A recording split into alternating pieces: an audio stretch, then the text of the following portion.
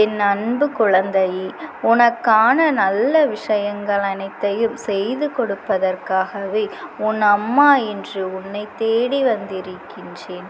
என் பிள்ளையே, உன் கஷ்டங்களுக்கு எல்லாம் கடைசி இரவு இது. நான் இன்று உன்னுடைய ஒரு அதிமுக்கிய பிரச்சனை ஒன்றுக்கு முற்றுப்புள்ளி வைத்து இந்த இரவில் உன் வாழ்க்கையில் ஒரு அதிசயத்தை நடத்தி காட்டப் போகின்றேன். என் பிள்ளையே, நான் நடத்தப் போகின்ற அதிசயத்தை என்னவென்று நீ கட்டாயமாக தெரிந்து கொள்ள வேண்டும். இது அந்த அம்மாவின் உத்தரவும் கூட. என் பிள்ளையே, உன் வாழ்க்கையில் நடந்து கொண்டிருக்கின்ற ஒவ்வொரு விஷயங்களும் இந்த தாயானவள் எனக்கு நன்றாக தெரியும். என்னுடைய கண் பார்வையில் இந்த வாழ்க்கை உனக்கு அழகாக மாறியிருக்கின்றது என்பதுதான் உண்மை. நீ இல்லை என்று மறுத்தாலும் நான் சொல்வதுதான் உண்மை. ஏனென்றால் எத்தனையோ பிரச்சனைகளுக்கு நடுவிலும் என் பிள்ளை ஏதாவது ஒரு விஷயத்தை பற்றி கொண்டு வாழ வேண்டும் என்கின்ற நம்பிக்கையோடும் நீ வாழ்ந்து கொண்டிருக்கின்றாய் அல்லவா? அப்படியானால் நிச்சயமாக உன்னுடைய நம்பிக்கைக்கு நல்ல பலன் இருக்கின்றது என்றுதானே அர்த்தம். உன்னுடைய நம்பிக்கைக்கு இந்த வாழ்க்கையில் அர்த்தங்கள் இருக்கின்றது என்றுதானே அர்த்தம். என் தங்கமே, இந்த வாழ்க்கை உனக்கு கொடுத்திருக்கின்றதை நிச்சயமாக உன்னை ஏதாவது ஒரு வகையில் பிரச்சனையில் மாட்டிவிட்டாலும் ஏதாவது ஒரு வகையில் அந்த பிரச்சனையிலிருந்து விடுவதற்கான வழிவகைகளையும் காண்பித்து கொடுத்திருக்கின்றது என்பதுதான் உண்மை.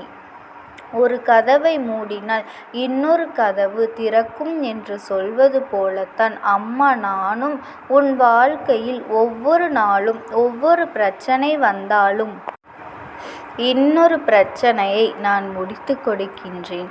நீ எனக்கு சொல்கின்றாய் அல்லவா, எனக்கு மட்டும் ஏன் தாயே நீ எந்த உதவியும் செய்யவில்லை, என்னை மட்டும் ஏன் நீ கண்டும் காணாமலும் இருக்கின்றாய் என்று என் பிள்ளை என்னிடத்தில் கேட்கின்றாய் அல்லவா?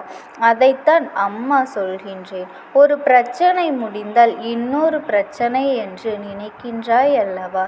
என் தங்கமே, ஒரு பிரச்சனையை முடித்துவிட்டு இன்னொரு பிரச்சனை வருகின்றது என்றால் என் குழந்தை நீ அந்த அளவிற்கு வலிமையோடு இருக்கின்றாய். இந்த வாழ்க்கையை வாழ்வதற்கு என்பதனை புரிந்து கொள்.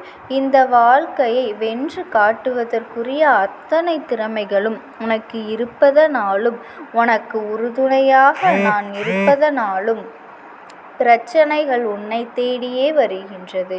என் பிள்ளையே, எந்த அளவிற்கு உன்னால் கஷ்டங்களை தாங்கிக் கொள்ள முடியுமோ உனக்கு கஷ்டம் வரத்தான் செய்யும். ஆனால் அந்த நேரத்தில் நீ சாமர்த்தியமாக ஒரு விஷயத்தை செய்ய வேண்டும். அது என்ன தெரியுமா? அந்த பிரச்சனைகள் முடியும் தருவாயில் உன் வாழ்க்கையில் நீ எதிர்பார்க்கின்ற அத்தனை விஷயங்களையும் சென்று பெற்றுவிட வேண்டும். அந்த நேரத்தில் அம்மா இப்பொழுதுதானே ஒரு பிரச்சனையை முடித்தோம் என்று உட்கார்ந்து விட்டாயானால் அடுத்தடுத்த பிரச்சனைகளுக்கு இடையில் உன்னுடைய அத்தனை வெற்றிகளையும் மற்றொருவர் பறித்து சென்று விடுவார். அதனால் நாம் சாதித்து விட்டோம் என்று நினைத்து ஒரு மூலையில் அமர்ந்துவிட ஒரு நாளும் நினைக்காதே. உன்னுடைய பெற்றுக்கொள்ளும் வரை உனக்கு ஓய்வு என்பது ஒரு நாளும் கிடையாது. என் பிள்ளையே, உறக்கத்தை பகல் நேரத்தில் ஒரு நாளும் எடுத்துக்கொள்ள கூடாது.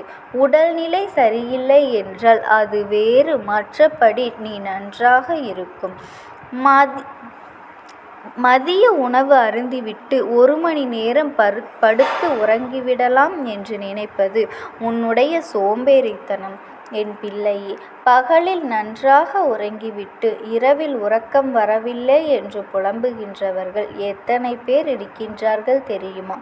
பகலில் 10 நிமிடம் உறங்கிவிட்டால் கூட இரவில் 2 மணி நேரம் உனக்கு உறக்கம் வராது. அதற்கு ஒரு காரணம் இருக்கின்றது. என்ன தெரியுமா?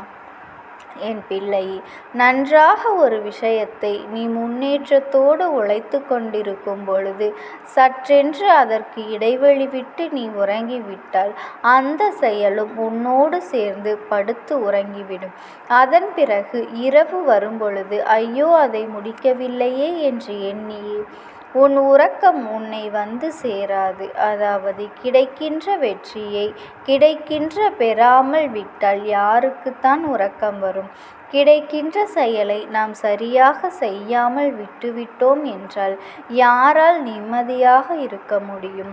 இதையெல்லாம் உணர்ந்து கொண்டு இந்த வாழ்க்கையில் உனக்கான விஷயங்களை பெற்றுக்கொள்வதில் நீ எப்பொழுதுமே முன்னேற்றத்தோடும் உற்சாகத்தோடும் இருக்க வேண்டும். ஒவ்வொரு விஷயமும் உனக்கு சந்தோஷத்தை கொடுக்க வேண்டும். ஒவ்வொரு விஷயமும் உன்னை வாழ்க்கையில் நல்ல நிலைக்கு கொண்டு செல்ல வேண்டும். இதை உணர்ந்து கொண்டால் நிச்சயமாக இந்த வாழ்க்கையில் உனக்கு கஷ்டங்கள் பெரிதாக இருக்காது. எந்த நேரத்தில் எதை தொலைப்போம் என்று எண்ணி பயப்படாமல் தொலைந்தாலும் பரவாயில்லை, அது நமக்கானது அல்ல என்று உணர்ந்து கொண்டு என் பிள்ளை, நீ உன்னுடைய வாழ்க்கையை சரியாக கொண்டு செல்ல வேண்டும். உன்னுடைய இந்த வாழ்க்கை உனக்கு தந்திருக்கின்ற ஒவ்வொரு நொடியும் அற்புதமான நொடி.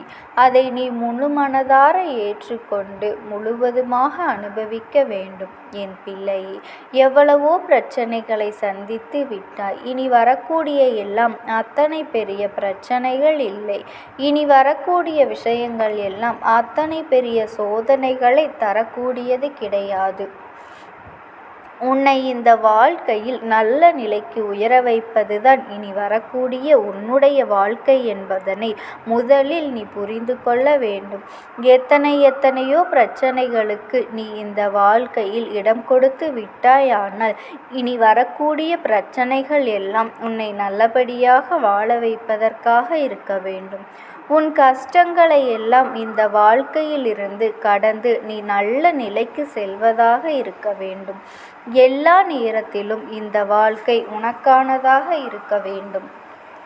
என்னென்ன சோதனைகளும் என்னென்ன சூழ்நிலைகளும் உன்னை ஆட்டி படைத்ததோ அதுவெல்லாம் உன்னை விட்டு நீங்க வேண்டும். யாருக்காகவும் இந்த வாழ்க்கையை என் பிள்ளை நீ விட்டு கொடுத்து விடக்கூடாது. யாருக்காகவும் நீ இந்த வாழ்க்கையில் ஒருபொழுதும் நீ சோர்ந்து விடக்கூடாது.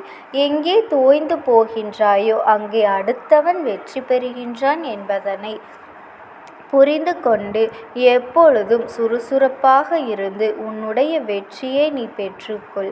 இன்று இரவோடு என்னுடைய பிள்ளை உன் மனதில் இருக்கின்ற தேவையற்ற எண்ணங்களையும் உனக்குள் இருக்கின்ற தேவையற்ற சிந்தனைகளையும் உன் மனதில் இருக்கின்ற சோம்பேறித்தனத்தையும் நீ விட்டுவிட வேண்டும். விடியில் சுறுசுறுப்பாக இருக்க வேண்டும். என்ன நடக்குமோ ஏது நடக்குமோ என்று பயப்படுவதை தவிர்த்து நம் பிரச்சனைகள் எல்லாம் இரவோடு முடிந்துவிட்டது. நம் தாயானவள் நம்முடைய அத்தனை கஷ்டங்களையும் முடித்து வைத்து விட்டாள் என்பதனை நீ புரிந்து கொண்டு சந்தோஷமாக உன்னுடைய வெற்றி விடியலை நீ எதிர்நோக்க வேண்டும். வெற்றி என்பது உனக்கு எப்பொழுதும் நிறைவாக கிடைக்க வேண்டும் என் பிள்ளையே. அதற்காக உன் அம்மா எப்பொழுதும் நான் உனக்கு துணையாக இருப்பேன். ஓம் சக்தி. ஓம் ஆதிபரா சக்தி.